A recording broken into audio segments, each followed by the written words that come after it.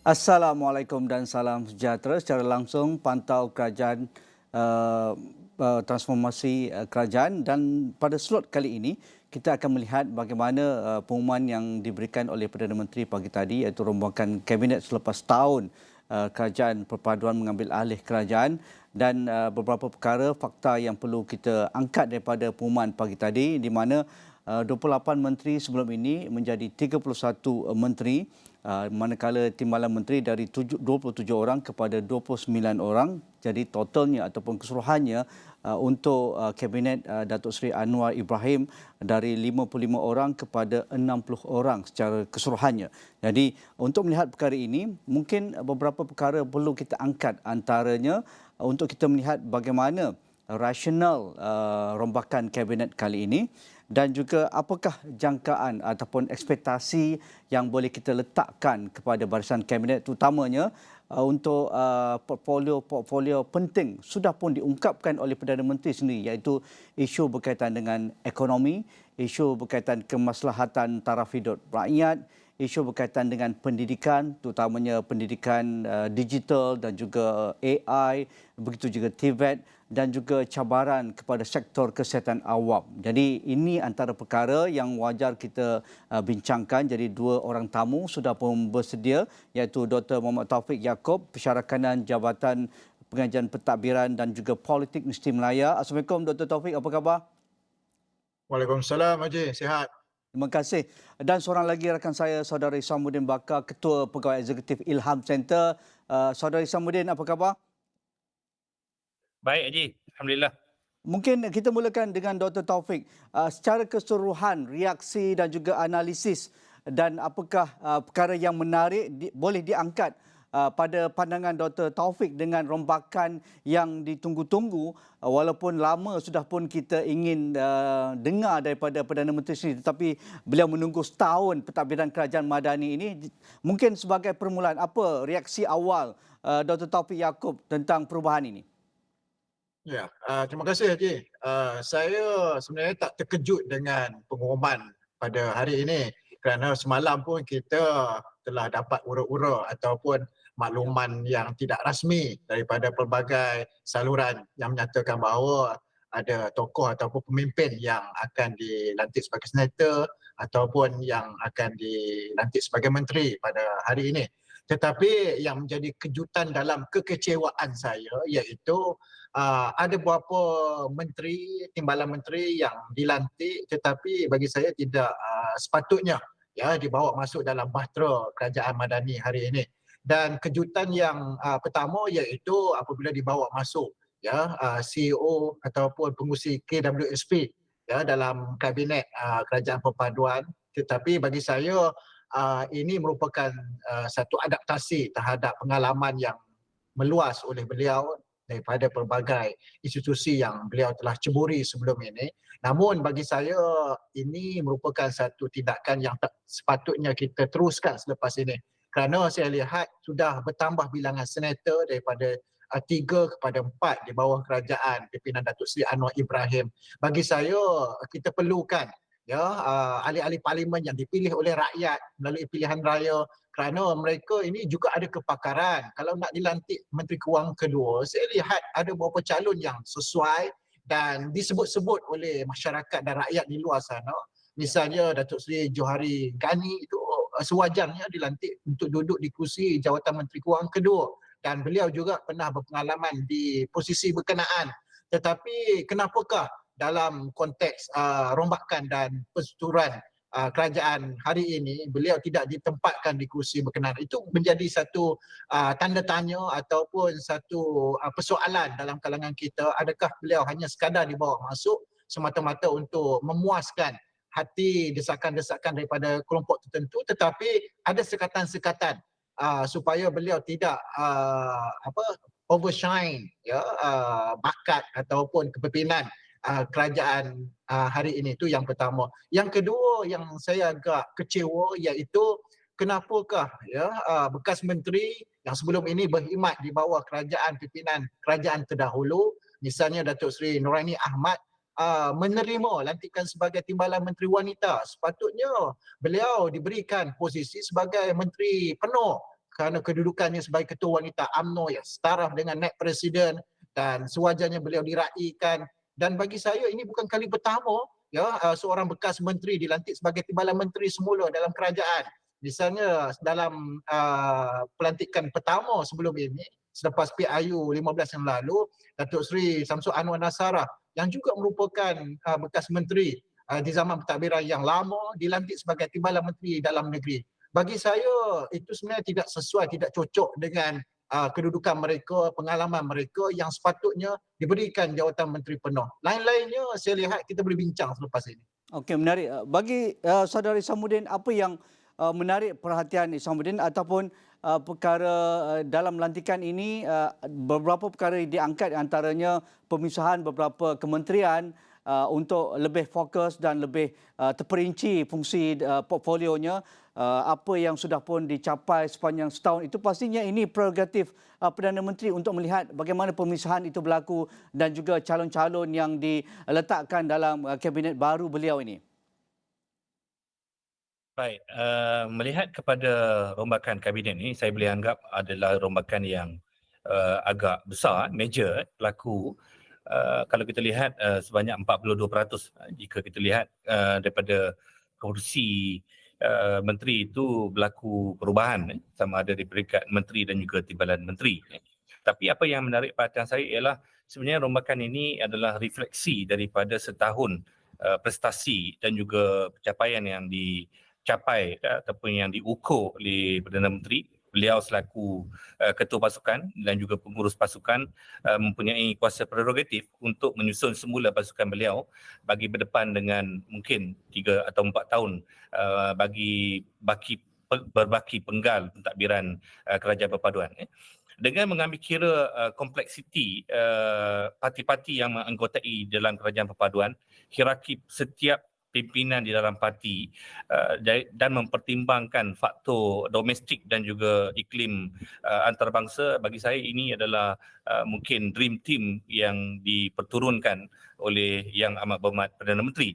Jadi dalam aspek ini saya rasa pasukan ini diharapkan untuk menunjukkan prestasi bagi memulihkan semula keyakinan rakyat dan juga respon kepada iklim ekonomi, dan seperti mana yang digagaskan oleh Perdana Menteri, beliau memerlukan pasukan yang bertindak balas terhadap ekonomi dunia, pasukan yang boleh menyusun program-program bersifat antarabangsa dan juga ekonomi domestik. Jadi apapun Haji, saya melihat perombakan ini secara positif dan itu adalah hak Perdana Menteri, dan kabinet kali ini saya rasa boleh merangsang untuk tindak balas dan juga persepsi yang lebih baik terhadap kerajaan perpaduan. Mungkin saudara Isam nak tambah sedikit tentang beberapa tokoh yang dibawa masuk, iaitu Datuk Seri Amir Hamzah Azizan. Walaupun Dr. Taufik agak kecewa tokoh korporat dibawa masuk dalam tim Datuk Seri Anwar Ibrahim, tetapi atas pengalaman beliau yang begitu luas dalam sektor korporat dan mengetuai beberapa agensi JLC yang besar seperti Petronas, TNB dan yang terkini merupakan EPF, prestasi beliau amat mengagumkan. Dan apa pandangan saudara Isamuddin membawa tokoh korporat bukan perkara baru dalam kabinet negara kita, tetapi atas cabaran yang dihadapi oleh negara, walaupun ramai beranggapan Datuk Seri Anwar wajar melepaskan Menteri Kewangan itu kepada menteri yang baru, tetapi nampaknya Datuk Seri Amir Hamzah Azizan diberikan sebagai posisi nombor 2. Pandangan saudara Isamuddin? Baik, meletakkan teknokrat ataupun profesional yang neutral ataupun bebas daripada jalur kepartian di tempat posisi sebagai Menteri Kewangan kedua, bagi saya adalah untuk membantu Perdana Menteri yang lebih fokus kepada tentang ekonomi dan juga kewangan negara. Jadi dengan tokoh sebegini yang dipilih ialah Datuk Seri Amir Hamzah Azizan, mana beliau dengan latar belakang yang dinyatakan oleh Haji tadi, diharap boleh fokus kepada tugas yang mungkin Perdana Menteri dan juga Menteri Kewangan pertama agak sibuk. Jadi dengan tujuan itu saya rasa adalah boleh menjadi tulang belakang yang boleh memangkin kepada Kementerian Kewangan. Tetapi saya nak reflect di sini ialah mungkin harapan terlalu tinggi untuk ingin melihat Datuk Johari Abdul Ghani untuk berada di komposisi Kementerian Kewangan, tetapi dengan meletakkan beliau di posisi Kementerian Perdagangan dan Komuniti itu adalah juga tempat selayaknya bagi Datuk Johari Ghani. Itu komen saya, Haji. Dr. Taufik, adakah ekspektasi Dr. Taufik untuk melihat Datuk Johari Ghani ke Kementerian Kewangan itu sinonim dengan latar belakang beliau, tetapi dalam agenda besar negara, isu berkaitan dengan kelestarian, isu berkaitan dengan agenda transisi tenaga dan juga bagaimana kita berada di hadapan dalam isu digitalisasi dan juga artificial intelligence diangkat, yang pastinya adakah tokoh-tokoh ini akan mengemudi dan dijadikan sebagai satu pasukan yang lengkap, bukan bergerak secara individu ataupun bergerak secara silo, tetapi semuanya ada peranan walaupun mereka tidak berada dengan posisi yang sepatutnya seperti yang mana yang dikatakan oleh Dr. Taufik. Ya, sebetulnya memang ada kekecewaan di situ kerana kita lihat pengalaman yang beliau ada sebagai bekas Menteri Kewangan sebelum ini perlu digunakan sebaiknya. Dan kalau kita letakkan di kementerian-kementerian yang bagi saya kementerian yang agak muda ataupun kementerian yang agak ringan tugasnya, walaupun segelintir melihat bahawa itu kementerian juga kementerian yang agak penting juga kepada negara. Tetapi bagi saya jangan kita bazirkan kepakaran dan kemampuan serta pengalaman beliau untuk letak di kementerian-kementerian yang bagi saya kementerian yang kecil, kementerian yang tidak memberi impak yang besar kepada pengalaman dan apa yang beliau miliki selama ini. Itu yang pertama. Dan bagi saya semua menteri perlu kerja secara kolektif dan berpasukan walaupun tidak mendapat posisi ataupun jawatan seperti mana yang mereka ada dalam pengalaman sebelum ini, tetapi sebagai seorang yang kolektif, yang faham tentang perjalanan kabinet, mereka perlu bekerja sedaya upaya memastikan bahawa apa yang cuba diperjuangkan, apa yang cuba digagaskan mestilah mencapai matlamat. Kerana dalam konteks kabinet hari ini, saya suka memetik bahawa kabinet hari ini kabinet perang. Mereka telah melalui perang selama 1 tahun, tetapi prestasi itu bagi saya masih lagi tidak mencapai apa yang diinginkan. Apatah lagi kita lihat muka-muka lama yang bagi saya sebelum ini dikritik oleh rakyat kerana tidak mampu untuk menangani isu-isu penting. Misalnya isu keterjaminan makanan, kos sara hidup. Apatah lagi selepas 5 bulan baru kita lantik untuk menjalankan tugas di Kementerian Perdagangan Dalam Negeri dan Kos Sara Hidup. Jadi bagi saya wajah-wajah yang masih lama dalam kerajaan tetapi tidak mencapai prestasi yang baik, maka sepatutnya mereka ini digugurkan dan direhatkan secara waktu. Seperti menteri, misalnya Menteri Ekonomi, Menteri Pertanian. Kerana Perdana Menteri tidak perlu takut untuk melakukan tindakan sedemikian. Walaupun jawatan mereka itu agak tinggi dalam parti. Misalnya Menteri Ekonomi sebagai timbalan Presiden PKR dan kemudian Muhammad Sabu sebagai Presiden Amanah. Bagi saya itu tidak memberi kesan jika Perdana Menteri melakukan tindakan menggugurkan mereka. Kerana ada beberapa lagi Presiden parti yang tidak dilantik sebagai menteri dalam Kabinet Kerajaan Persekutuan masih lagi taat setia dan beri sokongan kepada kerajaan pimpinan Perdana Menteri. Bagi saya perkara ini perlu dilihat semula walaupun kita menilai bahawa hanya selepas 1 tahun rombakan kabinet dilakukan, tetapi ini merupakan kuasa prerogatif kepada Perdana Menteri untuk melakukan rombakan pada bila-bila masa sahaja. Dan jika dalam tempoh 3 bulan, 6 bulan selepas ini prestasi menteri yang sama masih lagi tidak mencapai satu tahap yang membanggakan rakyat ataupun menteri-menteri baru ataupun menteri sedia ada masih lagi berbulan madu dalam jawatan mereka, bagi saya tamatkan saja peranan mereka dalam kabinet, beri muka baru, beri ruang kepada mereka yang lebih wibawa dalam kabinet ataupun dalam kalangan ahli-ahli parlimen untuk berkhidmat kepada rakyat, melakukan perubahan segera demi kebajikan rakyat. Okey, kita perlu rehat dahulu Dr. Taufik dan juga Saudara Hisamuddin. Kita akan berbicara lagi dan kita akan melihat perkara-perkara penting selepas pengumuman rombakan kabinet oleh Perdana Menteri pada pagi tadi.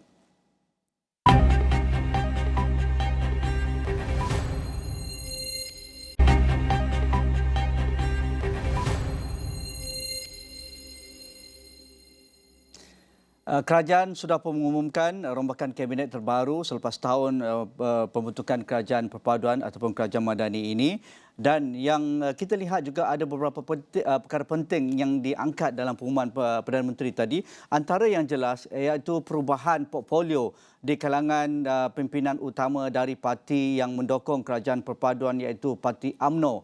Antaranya timbalan Presiden Parti UMNO ditukarkan daripada Kementerian Mindef ataupun Pertahanan kepada Kementerian Luar, manakala Datuk Seri Zamri ditukarkan dari Kementerian Luar ke Kementerian Pengajian Tinggi, Datuk Seri Khalid Nordin, Naib Presiden, dari Kementerian Pengajian Tinggi ke Kementerian Pertahanan. Dan ini antara cakap-cakap di kalangan penganalisis politik. Bagi Saudari Samudin dan juga Dr. Taufik, adakah ini sebagai satu rombakan biasa, tetapi nampaknya di kalangan penganalisis politik melihat ini ada sesuatu yang perlu kita baca. Bagaimana kita lihat UMNO dan juga portfolio yang diwakili oleh pimpinan utama UMNO dalam rombakan terkini ini. Bagaimana kita membaca? Saudara Isyamuddin. Respon saya berhubung dengan pencaturan ataupun pergerakan yang berlaku kepada portfolio tiga menteri yang melibatkan kepimpinan tertinggi UMNO, iaitu yang mengejutkan saya ialah posisi Datuk Seri Mohamad Hassan selaku Menteri Pertahanan, Menteri Kanan, kemudian bertukar kepada Menteri Luar, walaupun Perdana Menteri memberikan justifikasi bahawa Perdana Menteri ingin menumpukan dalam aspek hubungan diplomatik dan juga mempunyai menteri yang berupaya untuk menghubungkan dalam jaringan antarabangsa, dan kita tahu bahawa memang PMX sangat aktif dalam arena antarabangsa. Tetapi dalam konteks parti, saya melihat perkara ini berlaku downgrade pada fungsi ataupun peranan yang diketuai oleh Datuk Seri Mohamad Hassan ataupun Tok Mat, yang mana saya melihat Tok Mat ini sejak selepas pilihan raya umum ke-15, peranan sebagai timbalan presiden, yang mana kebiasaan di dalam UMNO ini akan menjadi pengarah pilihan raya, akan mengetuai fungsi untuk memastikan kemenangan BN dalam siri-siri pilihan raya negeri maupun pilihan raya kecil, tetapi peranan itu nampak tidak berlaku yang diberikan kepada timbalan presiden UMNO. Jadi fungsi itu juga apabila berlaku perubahan portfolio daripada Menteri Pertahanan dan kepada Menteri Luar, yang kita tahu Menteri Luar ini banyak menyusun jadual-jadual ataupun banyak terlibat dalam delegasi-delegasi antarabangsa. Suatu sentuhan kementerian berkenaan juga sebenarnya agak jauh dengan sentuhan akar umbi UMNO. Itu saya rasa ada sedikit kos lepas yang berlaku kepada Tok Mat dan juga timbalan Presiden UMNO. Jadi itu yang sedikit yang saya boleh tafsirkan dalam perubahan perjawatan ini, manakala bagi Datuk Seri Khalid Nordin daripada Naib Presiden yang berada di Kementerian Pengajian Tinggi beralih kepada Menteri Kanan di Pertahanan, dan juga Datuk Seri Zamri Abdul Kadir daripada Menteri Luar kepada Menteri KPT, itu bagi saya masih lagi dalam ruang lingkup biasa, tetapi tumpuan saya ialah kepada perjawatan timbalan Presiden. Itu komen saya, Haji. Bagaimana pandangan Dr. Taufik? Ya, saya melihat sebenarnya kenyataan yang dikeluarkan oleh Datuk Seri Mohamad Hassan baru-baru ini tentang pihak rakyat Kemaman. Beliau menilai bahawa masih terlalu jauh untuk kita menarik ataupun mempengaruhi semula sokongan orang Melayu. Ini bertentangan dengan apa yang diaspirasikan oleh Presiden UMNO dan kepimpinan UMNO. Jadi ya, mungkin itu harga yang perlu dibayar apabila bercakap jujur, ikhlas dan benar tentang apa yang berlaku kepada UMNO. Dan saya lihat sebenarnya sukar untuk bercakap jujur dalam UMNO hari ini kerana apa sahaja yang berbeza dengan aspirasi kepimpinan tertinggi parti, maka kelama-kelamaan bukan sahaja dipinggirkan dalam parti, tetapi saya juga lihat bagaimana beliau daripada Kementerian Pertahanan, seperti mana yang disebut oleh Samudin sebentar tadi, dipindahkan kepada Kementerian Luar Negeri. Dan saya juga baca telahan-telahan dan pandangan daripada pemimpin-pemimpin parti politik yang menyatakan seolah-olah Datuk Seri Mohamad Hassan ini diberikan cuti sabatikal untuk berehat ataupun menguruskan hal-hal berkaitan dengan antarabangsa berbanding dengan sibuk dengan menguruskan hal-hal parti. Jadi ada betul, ada tidak, tetapi bagi saya ini adalah satu bibit-bibit ataupun usaha untuk melemahkan peranan Datuk Seri Muhammad Hassan, bukan sahaja tapi juga pada waktu yang sama bagaimana kedudukan beliau di-downgrade-kan daripada menteri yang berada di Kementerian yang kanan kepada kementerian yang begitu biasa kepada mana-mana menteri yang menjawat jawatan dalam kerajaan. Tetapi yang saya lihat iaitu bagaimana peranan beliau selepas ini, adakah beliau mampu untuk membuat perubahan terhadap apa sahaja polisi yang sealiran ataupun yang diingini oleh PMX tentang hubungan antarabangsa, apatah lagi kita sekarang berada satu keadaan di mana pentingnya seorang pemimpin menjadi mediator kepada hubungan antarabangsa ketika dunia bergelut dengan pelbagai isu yang sangat getir.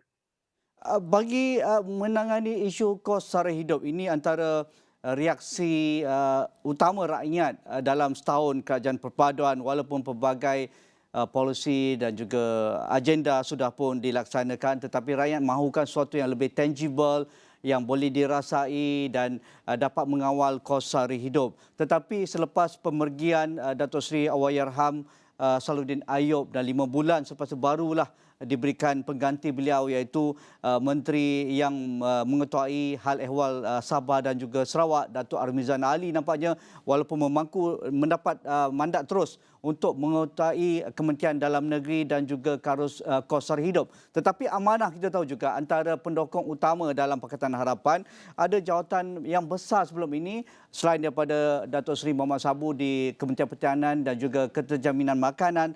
Nampaknya di Kementerian Perdagangan Dalam Negeri dan Kos Sara Hidup diberikan kepada Wakil GRIS dari Sabah, Datuk Armizan Muhammad Ali, tetapi dibawa semula Datuk Seri Dr. Zulkifli Ahmad di Kementerian Kesihatan. Bagaimana pencaturan ini dilihat oleh Saudara Hisam untuk melihat bagaimana kekuatan amanah itu adalah refleksi dengan tokoh-tokoh yang perlu diberikan portfolio penting dalam kerajaan perpaduan ini? Baik, di sini saya melihat apabila Menteri Amanah bertukar portfolio daripada Kementerian Perdagangan Dalam Negeri dan Kos Sara Hidup, yang mana dahulunya disandang oleh Timbalan Presiden Amanah Datuk Seri Salahuddin Ayub yang berada meletakkan satu benchmark dan juga KPI yang cukup tinggi di kementerian berkenaan, yang sekarang ini diteruskan oleh pemangku menteri yang sekarang ini diangkat sebagai menteri penuh, Datuk Armizan Ali, yang mana bagi saya untuk mencapai tahap yang diletakkan oleh Allahyarham Datuk Seri Salahuddin itu adalah satu cabaran buat beliau, yang mana dalam meneruskan gagasan payung rahmah ataupun inisiatif rahmah dan juga mengangkat kembali isu-isu yang berkaitan dengan kos sara hidup, menghubungkan dan juga bergandingan dengan Kementerian Pertanian dan juga Keterjaminan Makanan, itu adalah penting bagi kementerian ini mencapai piawaian ataupun prestasi yang diharapkan oleh rakyat jelata berhubung dengan dua kementerian yang ketiga. Berkenaan dengan kepimpinan amanah, saya rasa ini adalah satu pengiktirafan juga kepada amanah berdasarkan pengalaman yang dimiliki oleh Yang Berhormat Dr. Zulkifli Ahmad, yang mana dahulu portfolio yang disandang oleh beliau sebagai Menteri Kesihatan ketika Pakatan Harapan di bawah pimpinan Tun Dr. Mahathir. Kini dengan isu ataupun kemelut yang berkaitan dengan kesihatan itu, ternyata Perdana Menteri mengamanahkan kepada menteri daripada Parti Amanah untuk menggalas tugas penting. Jadi dalam konteks ini masih lagi dua perjawatan itu adalah satu apa yang dikatakan kuota kepada amanah itu dua menteri penuh daripada amanah, tetapi berbeza portfolio berbanding sebelumnya. Jadi itu hanya beza kepada amanah, dan kita tahu bahawa dalam pemilihan amanah juga menjelang 23 dan 24 Disember ini juga adalah dalam titik pelantikan dan juga rompakan kabinet ini sedikit sebanyak akan mewarnai pertandingan di dalam amanah dalam pemilihan mereka menjelang 23 dan 24 Disember ini, Haji. Okey, terima kasih Dr. Muhammad Taufik Yaakob, Pensyarakanan Jabatan Pengajian Pentadbiran dan Politik Muslim Melaya. Terima kasih Dr. Taufik atas pandangan anda, dan juga saudara Isamuddin Bakar, Ketua Pegawai Eksekutif Ilham Center, untuk kita melihat bagaimana signifikan rombakan kabinet yang diumumkan oleh Perdana Menteri pada pagi tadi. Sekian saja saya Nazrika, insya-Allah kita jumpa lagi.